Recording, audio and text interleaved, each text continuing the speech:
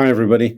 It's great to be able to speak to you all tonight, even though it's on video and not in front of you. It's still a wonderful opportunity to introduce myself and deliver a couple of clear and important messages. So I'm Sam Sherratt. I'm the new Director of Teaching and Learning here at Mount Scopus. I was around last year, towards the end of the year, and I'm really starting in earnest in my position this academic year. I have come to you from all over the world and have been teaching in international schools globally for close to 20 years. And I should confess also that I come um, with a come from a rather cushy existence in expat life, in which my laundry was done and our cooking was done and the floors were cleaned and our meals were cooked and our rent was paid. So yeah, very fortunate. And my wife and I and my kids are coming to terms with the fact that that isn't our reality anymore here in Melbourne. So you might ask why I'm here, and there's a very simple answer to that question. Well, there's two. The first one is I'm here to work at Mount Scopus College, um, and I'm here really because of that word ruach. Um, Ruach is the secret ingredient that this school possesses. And it is something that I have always felt when I have visited the school as a consultant over the last 10 years. And it's something that I've always missed when I left the school after those consultancy visits. And I believe the Ruach comes from two key sources. First of all, I think the staff, the teachers are incredible here. They work incredibly hard. They are continuously thirsty for knowledge and new skills and to become better at their craft. And that has an energy to it that is very special here. And then there's the kids. The kids have a real sense of self. They're highly curious. They're very forthright. And they also bring an incredible sense of ruach to this school. So it's really exciting to be here. I believe one of the first ingredients in working towards that feeling of ruach is having clarity. And it's our school goal in the primary school this year, or school focus rather, is seeking clarity. And that is in everything that we do as we live and work at the school. And it's particularly seeking clarity about why we teach, how we teach, and what we teach. I mention this to you tonight because I definitely have a real priority to make sure we're providing as much clarity for you as parents as well about why we teach and how we teach and what we teach. So you're going to get to know me really well over the next few years, and I'm going to get to know you really well over the next few years as we find ways to really help you be more clear and to activate your participation increasingly in what we do here. And one of the first things we did in order to develop clarity was one of our leadership groups developed this DNA model to try to encapsulate the identity of Mount Scopus Primary School. And we ended up with these two big threads that came through. So we have learning and we have Jewish identity. But as I was preparing to deliver these presentations this year, I realized learning's a bit obvious. We're a school. But we're not just any school, we're Mount Scopus Memorial College. And what comes through very strongly here is an absolute love of learning. And it comes from, I think, the school as an institution, but it also comes from the wider Jewish community. The love of learning and the belief in the absolute importance of learning is extremely strong and palpable here. So I do have some edits to make to this DNA model to add in that love of learning because it is such an important feature. It also means that we have to be very careful about our educational approaches. And because we have the love of learning at the core of the school's DNA. We need to make sure we have an approach to education that fosters that love of learning, that continues to build on it. And as we all know from our direct educational experiences or what we may have seen other people go through, there are other approaches to education that can kill that love of learning quite quickly.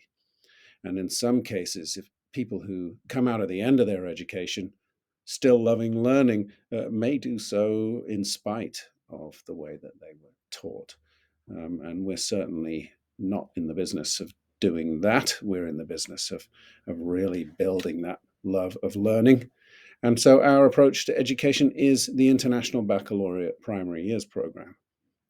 And it is absolutely the best approach in order to do what I was just referring to. Anyway, we then started to look at the other sources of clarity and of guidance that come from our DNA model. So if we're talking about our Jewish identity as a school, well, and seeking clarity about that, well, then we look to texts such as the Siddur and the Torah for guidance. If we're looking for clarity about our whole school identity from little learners all the way up to year 12 and graduation, then we look to our motto and our mission and our values for guidance. If we're looking for clarity about why and how we educate, then we look to the documentation from the International Baccalaureate and the Primary Years Program for guidance. And if we're looking for clarity about what we teach, then we look to the Australian curriculum for guidance. And these sources of guidance give us great strength as an educational institution. Now, I want to leave you with a couple of golden nuggets tonight and to address a couple of things that I have heard in many, many conversations with parents that may be going around in the parent community or are going around in the parent community. And those two things are related to inquiry as a whole, and then to knowledge and skill development. So let's look at inquiry first. According to the PYP, inquiry is taking place when students are doing any of the following things. So when they are exploring, wondering, and questioning, when they are experimenting and playing with possibilities, when they're making connections between their previous learning and their current learning, when they're making predictions and acting purposefully to see what happens, when they're collecting data and reporting on their findings, when they're clarifying existing ideas and reappraising their perceptions of events, when they're applying concepts to deepen conceptual understandings, when they're researching and seeking information, when they're establishing and testing their theories, when they're solving problems in a whole variety of ways, and when they're taking and defending a position. All of those things constitute inquiry. And all of those things require a great deal of planning, they require a great deal of structure, and they need to be guided. So the first golden nugget I want you to leave with tonight is that inquiry is planned, structured, and guided.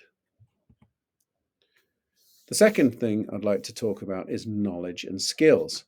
And it is really important that everybody understands that in order for students to be able to inquire, to be empowered as inquirers, they must have knowledge and they must have skills.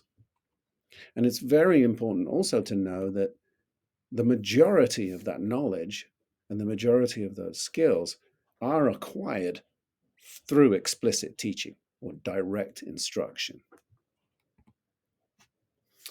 So this is a little section from one of the documents provided by the International Baccalaureate Primary Years Program, and it refers specifically to explicit teaching.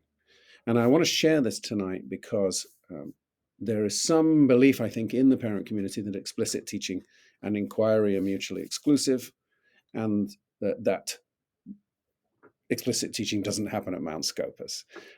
So I just want to share this quote with you. I'll read it to you. There is a role for direct subject-specific knowledge and skill teaching to support the cognitive processing for learning and to add richness to the inquiry process. There are times when this explicit teaching may be a moment with a whole class before, during, or after an inquiry. At other times, it may be with a small group or an individual.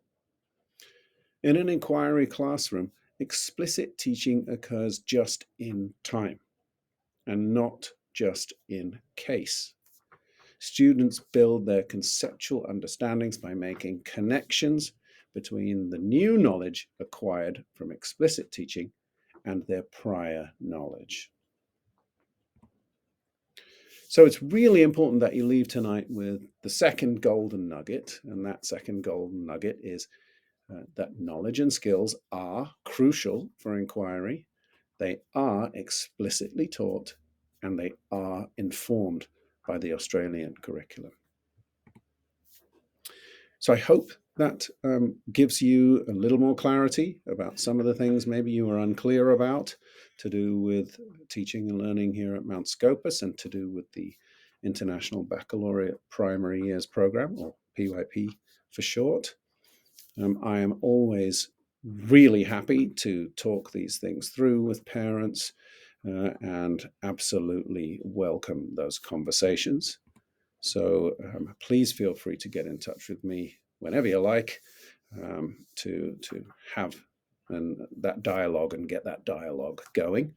As I said at the start, I'll be doing a lot with you to bring you into the way that we do things here at Mount Scopus. But of course, you're also welcome to get in touch with me whenever you like. So I better be quiet now and hand you back over to our wonderful teachers. Have a brilliant evening with them. And I am around in the building towards the end of the evening, should you want to get that conversation going with me tonight. Thank you.